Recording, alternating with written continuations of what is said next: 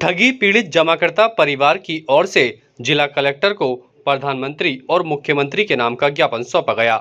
उन्होंने कहा कि निर्दोष एजेंट्स को झूठे मुकदमे एवं प्रताड़ना से बचाने और ठगी पीड़ितों का भुगतान करने के लिए आज वह सब इकट्ठे हुए हैं। उन्होंने कहा कि लंबे समय से वह अपनी विभिन्न समस्याओं को लेकर परेशान हैं और कई बार ज्ञापन भी दे चुके हैं, लेकिन आज तक उनकी समस्याओं का समाधान नहीं किया गया। उन्होंने कहा कि राज्य में अनियमित जमा योजनाएं पाबंदी अधिनियम 2019 और राज्य के जमाकर्ता हित संरक्षण अधिनियम का उल्लंघन करके विभिन्न कंपनी और क्रेडिट कोऑपरेटिव सोसाइटी वगैरह पीजी स्कीम्स चला रही थीं, जिन्हें भारत सरकार और राज्य सरकार ने प्रतिबंधित कर दिया था और जमाकर्ताओं और पीड़ितों के जमाधन की वापसी का दायित्व आवेदन लेकर अधिकारियों को दिया था, लेकिन आज तक उनका कोई भी रुपया उन्हें नहीं लौटाया गया। सरकार ने प्रत्येक मंडलयुक्त और जिलाधिकारी को जमाकर्ता हित संरक्षण अधिनियम बनाकर ठगी पीड़ितों से आवेदन लेकर उनके जमाधन के भुगतान की व्यवस्था की है।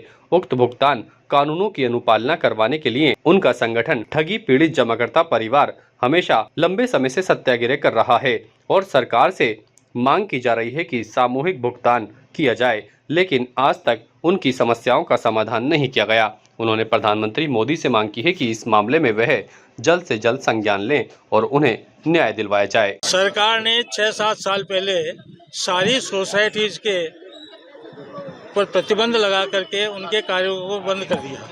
लगभग हिंदुस्तान के 42 करोड़ लोग उनका पैसा उन सोसाइटियों में जमा है, चाहे वो आदर्श हो, चाहे वो सहारा हो, चाहे संजीवनी हो, चाहे रूबी हो, चाहे दूसरी कंपनी हो। तो उसके बाद सरकार ने 2019 में एक्ट बनाया, bats act, banning of deposit.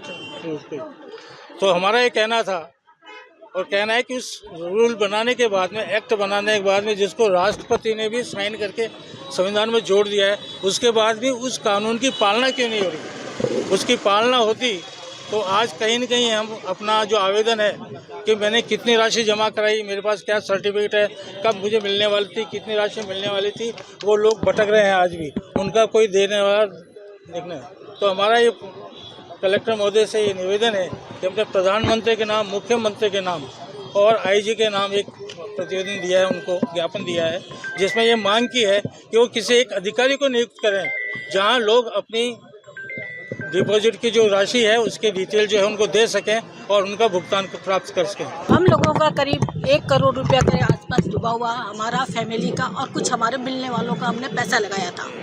ये कंपनी बहुत अच्छी तरह चल रही थी। हमें जब हो जाता, जब पैसा जमा कराते, आधे दिन जैसा भी होता तो एक दिन पहले हमें सूचना आ जाती कि मैडम आपका पैसा पूरा हो गया, कल आप आके ले जाए। हम लोग वही करते थे, जाते थे, पैसा लेते थे, जो वापस इन्वेस्टमेंट करना चाहता था उनका कर देते, जो लेना चाहता था उनको देते थे। काफ़ी सालों से काम चलता रहा, बहुत अच्छा चल रहा था। इसी विश्वास में लोगों ने, हमारे पे भी विश्वास करके लोगों ने काफ़ी हम लोगों को पैसा दिया और हमने जमा करवाया।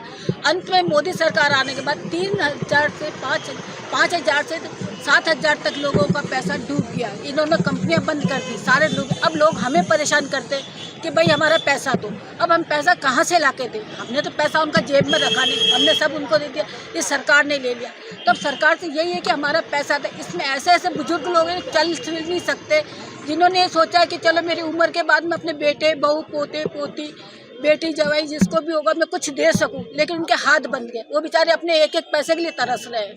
यही है कि बुजुर्गों का भी ध्यान रखा जाए, और जो भी है, काफ़ी ने हत्या कर ली है, काफ़ी हत्या के करने के मुकुट है, और जो हम लोग दूसरे जो एजेंट कर रहे हैं उन लोगों को भी हमें परेशानी आते धमकाते हैं कि भाई हम आपको मार देंगे, आप पैसा ला के, तो हम कहाँ से ला के देंगे पैसा। ताज़ा खबरों के लिए देखते रहें सरेराह न्यूज। अपना फ़ोन उठाएं और सब्सक्राइब करना ना भूलें।